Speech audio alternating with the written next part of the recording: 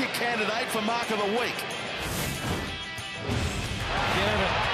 Have they got a Sunday special to go with Anzac Day? Oh, so special! Siren! Freo the real deal. They beat the Cats at home in an absolute Saturday afternoon classic. Hello, I'm Damian Barrett. Welcome to Access All Areas, and we're here thanks to Crypto.com. We may have known it before round 7. We certainly know it after round 7. The main threat to Melbourne has been established officially, Matthew Lloyd. It's a Brisbane Lions, Damo, and you and I both thought that would be the case at the start of the year. And the way they play, they're just so destructive. 746 points they've kicked for the season, which is by far and away the most of any side in the competition. It's 10 goals more than the other side. They did it last year as well, didn't they? And last year didn't finish the way they wanted it to. That's the unknown about them. But what we're seeing in a home and away sense is a very dominant team that goes about its work with a minimum of fuss. Yeah, they're such an even side. They've only lost the one game down in Geelong where it could have gone one way or the other. And even yesterday, they lose Danaher, which we'll talk about soon. But Rayner kicks 3, Cameron 3, McStay 3, Zorko Bob's up for 2. Lachie Neale had 37 touches, but it's very even after that. And just on Lachie Neale, you saw this. They came hard in the third quarter here, the Sydney Swans, but they responded like good sides do on the road, and everyone's pumped up Freo's win, but this was just as good. Yeah, it was. It was, because the Swans didn't do a lot wrong, and we'll touch on them in a moment. Lotto, you touched on Lachie Neale. Yeah. He's a significantly better player than the year he won a Brownlow medal in. Is that fair to say? I'd agree with that. I think he's tougher, and his disposals mean more. So every disposal counts, and he is working through a lot of... Callum Mills tried to get to him on the weekend, who's done a great job this year, but Lachie was still the best player on the ground again. The beauty of this Lions team now is that they're not reliant upon anyone, are they? He himself. Now, Danaher went down in the first half with a shoulder injury, and as we talk, we don't know the full diagnosis of this particular problem, but they didn't miss a beat. In fact, they opened it up. I mean, you then had 3 players kicking 3 goals each, Cam Rayner, Charlie Cameron, Dan McStay. They introduced Dane Zorko to the forward line in a way that is going to, I think, Lordo, send some shivers down other teams in the future too. He had 5 shots at goal, Zorko, for 2 goals, 3. It is a worry, though, that he's finished the game on the bench. I love what Danaher's been doing, so they probably could get by for a month if that's what it is, but hopefully it's nothing more serious than that, because I don't think they can win a flag without Joey Danaher. Right, OK. Yeah, that's how important he is. He's the beacon down there. He takes away a good defender. I wouldn't want to be relying on McStay and Hipwood without Joey Danaher. And since round 15, he has almost been the best forward in the entire comp. That's last year. Speaking of best forwards in the comp, someone who's been that regularly, Buddy Franklin. It was old Buddy yesterday, Lotto. Kicked 4 in 10 minutes to open the second half. 6 for the match. He looked as good as at any stage of his career yesterday.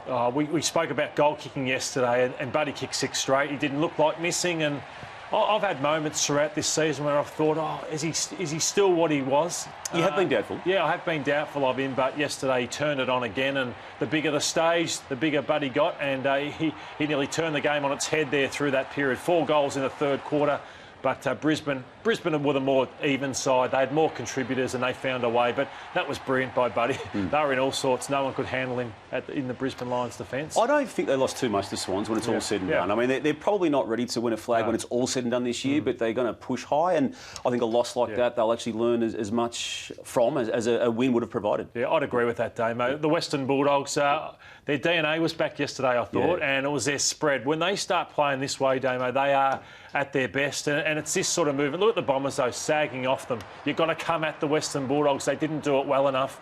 And when they start playing, and this is the way they can get back and be the side they hope to be. This is their number one asset, their number one weapon, when they just come charging at you and darting at you, and a side like Essendon isn't applying enough pressure. OK, so it's one thing to do it, Lordo, but it's another thing to do it against a high-end team. What they did yesterday against the Bombers, can we actually read anything into it?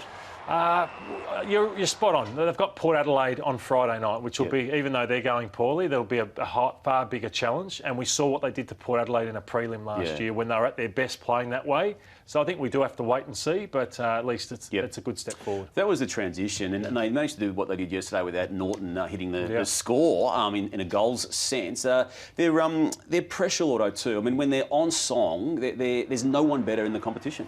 No, there's not. And what's the way? Essendon have a real issue at handballing backwards, getting a lot of possessions that just mean nothing. And the Dogs sweated on that. So this is just even Parrish. He's in good form, but Parrish drops a mark he'd normally take. That was the pressure that was raised by the Western Bulldogs. So I love the doggies in this mood. So when they've got the attacking sense that we just touched on, but then they're just surging up, pressuring, and watch this crunch.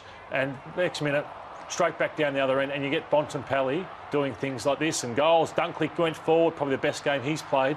Yeah, they were back, but as you said, against the weakened Bombers side. Yeah, the transition was made so much easier yesterday with what the Bombers dished up, Lloyd. And as we look at this style of what happened yesterday from a Bulldogs perspective, it's damning footage in a review sense for what Ben Rutten is going to need to do this week with his players, because they look lost. And Lloyd, I don't use this word too lightly. They look broken, this club. Yeah, they do. And you could pause on some of this stuff where they just sort of drifting through. There's no urgency, and then when guys are running in, kicking open goals like that, so they've got issues with the ball in hand, and they've got massive issues without the ball in hand. So I wouldn't even know where to start if I was Ben. Yeah, and look, they were 2 wins, 6 losses after round 8 last year and made finals. You can't see that happening this year. They're 1-6 now. No, it was over a number of weeks ago. Yeah, as it seems to be for the Gold Coast Suns, and this wasn't meant to happen there either. Stewie Dew post-match after his team's loss to Collingwood.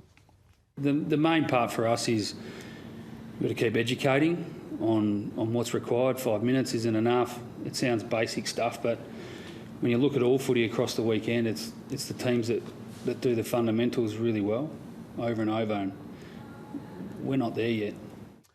Not there yet, Lloyd. It's not the type of phrase you want that man, Stewie Dew, in this stage of this club's life in the AFL to be saying after round 7 of this season. Go back to the corresponding match of last year. Look at the wins and loss scorelines since that moment last year. They haven't improved. We've now seen enough in 2022 to know that on the back of what happened in 2021. You just roll your eyes probably listening to it because everyone's tired of the performance that's dished up, and they come to the MCG against a side who's probably similar to them in terms of trying to rediscover themselves, and you see what Craig McRae's doing. The trust you already have in what they're doing has already surpassed what the Gold Coast are doing. And look, it happened early again for the Gold Coast. They kicked the first 2 goals of the game, but then Collingwood then went on a run of 7 to establish a very nice buffer, which ultimately was the difference in the end. And they did it, the Pies, again meritoriously without Brodie Grundy in the ruck. Yeah, they still have a great core of senior players. Took Miller, we love what he does, but then after that you'll say, who can you trust?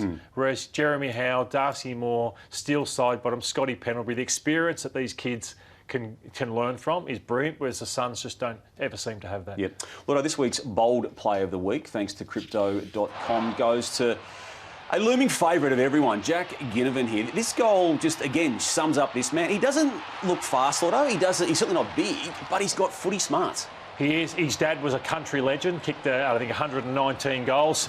Jack Ginnivan kicked 117 goals as a country footballer, so he knows where they are, and he's just growing by the week. Yep. The Dockers, Lordo, they were the other big story from a win perspective out of the round. Went to the Cattery, got the job done. The margin of 3 points in the end probably flattered the Cats more than anything, but there was about half a minute left to go when the Geelong team kicked that goal. They still had a chance to win. Andrew Brayshaw, post-match, just took us into the minds of this club. We've practiced those scenarios a lot during pre-season, and we had a close game in round 1 against Adelaide, so I backed us in. So what was the strategy, given you've practiced it? Yeah, we try and get the +1 around the back, try and be really strong in the contest, keep it inside, and if we can, go long and wide. And we had almost a repeat, spilled it out wide, got another repeat, and then the siren went, so we stuck to our guns.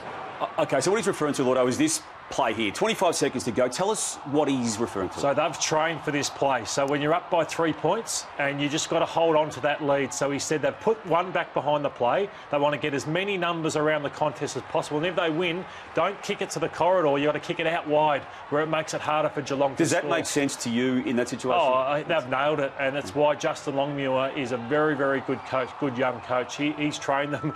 So they would have trained for being 3 points down. Yep. That one was for 3 points up, and they played it to perfection. Same thing. Yeah. There's something to behold about what they're doing this year, isn't there? I mean, they managed that win without Fife, who hasn't played at all this year. Their ruckman, Darcy, was out.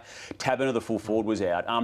they're a bunch of players, Lordo, who's played at other footy clubs are having a major impact. We'll take a couple of looks at these players now. Clark from Geelong, but also Blake Acres, who had a big game. Blake Acres played his best ever game at AFL level. So he's just another big-bodied midfielder. So St Kilda let him go, and it's Fremantle got the benefit of that because he's just another one who can just go in there and support Brayshaw and Sarong. And then this guy, Jordan Clark, just didn't get an opportunity at Geelong. I think they knocked his skill level, but there was nothing wrong with that kick, and he's just getting better and better with a coach that's right behind him. And there's others like Aish and Will Brodie. Right. Lobb is having a good season too, isn't he? All you're asked for is a coach that's got faith in you, and they've all found that with Lachie.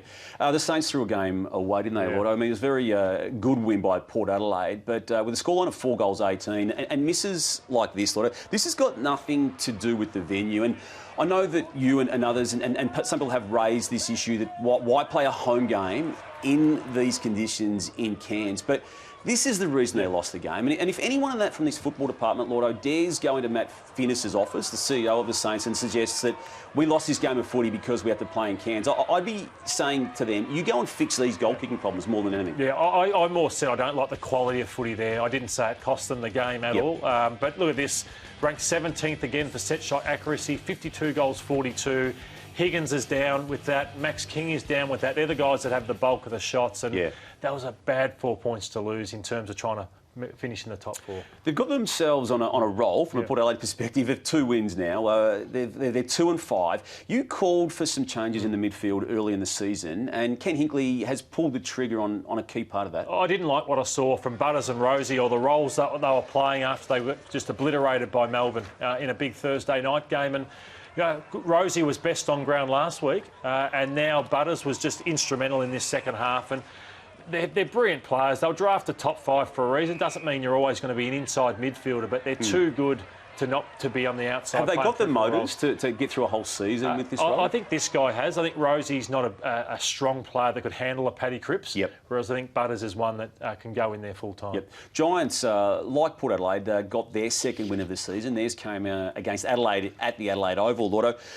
Again, they're good players. It's no coincidence. If you get your good players playing well, the results follow. Well, what's been going on is they've been getting big numbers. So big numbers from Josh Kelly, who had a great game again with 41. Canelio, Whitfield, these types, Taranto, get big numbers, but they haven't been impacting with their disposals. And what Leon did really well, due to Toby Green coming back, Braden Preuss dominating in the ruck, they were able to get Whitfield to kick 3 goals. Canelio, 3 goals. Toby Green, 4 goals, 2 in the first half. Kelly's meant more.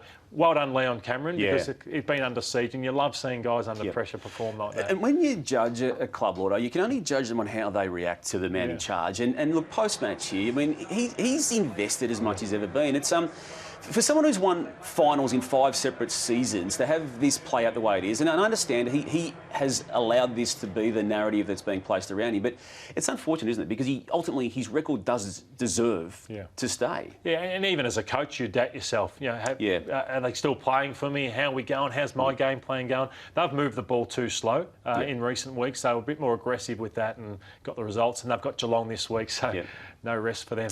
Lordo, the Charlie Curnow, Harry McKay dynamic at Carlton is maybe competition best when it comes to the 2 big guys, but you've noticed something that's happening, and it could be a real crucial part to what the Blues are doing in 2022. Well, they've added a 3rd key forward, and I think Paddy Cripps has probably got 3 voters in the Brownlow, but what he's doing is, because Chera's joined the club and Matty Kennedy, and I know Hewitt didn't play on the weekend, because he's getting such a chop out from those other midfielders, it's allowing him to do this. And midfielders just can't handle it. Watch the next one with Jaden Stevenson. Good luck, Jaden, trying to stop Paddy Cripps. So there's no real match-up for him. He's bigger than me, so he's 6'4" and 90 kilos. So players trying to run with him forward can't handle him, and it's a real asset for Carlton at the moment. Well, a couple of weeks ago on this show, you said that Stephen May has the competition fooled. I don't think he had Sam Mitchell, Hawthorn coach, fooled. Take us through what you've observed out of the weekend, and is what you're going to show us here a blueprint for teams coming up against Melbourne? Hawthorn always had a player behind May, so May's often the last player, like the wicket-keeper. Well, they've got a player behind him, and what they're always doing is attacking this Melbourne defence and getting them running backwards, not always to controlling the play and turning your head around. And I thought they went at them really, really well, and the ball never stopped. There was a percentage here. Hawthorn played on 45% of the time where it's been going at 31% for the first 6 rounds. So they just said, yeah, we may turn the footy over, but we're going to be bolder with our ball movement and try and challenge Stephen May. They also got him higher and away from where he likes to be the last man in defence. They also tagged Ed Langdon, who also helps their defence a lot. So Sam Mitchell, very smart, didn't get the job done, but smart coaching. And will this become a must ploy for clubs now facing Demons? I think so, and they play Brisbane 2 games in the run home, so I cannot wait to see the way Brisbane play and the way they can attack this Melbourne defence. Well, thanks as always for your time on Access All Areas. Stick with afl.com.au and the AFL Live app. Another episode of AFL Exchange drops tonight, and as always, every morning, the AFL Daily podcast to drop. We'll be back next week with more Access All Areas.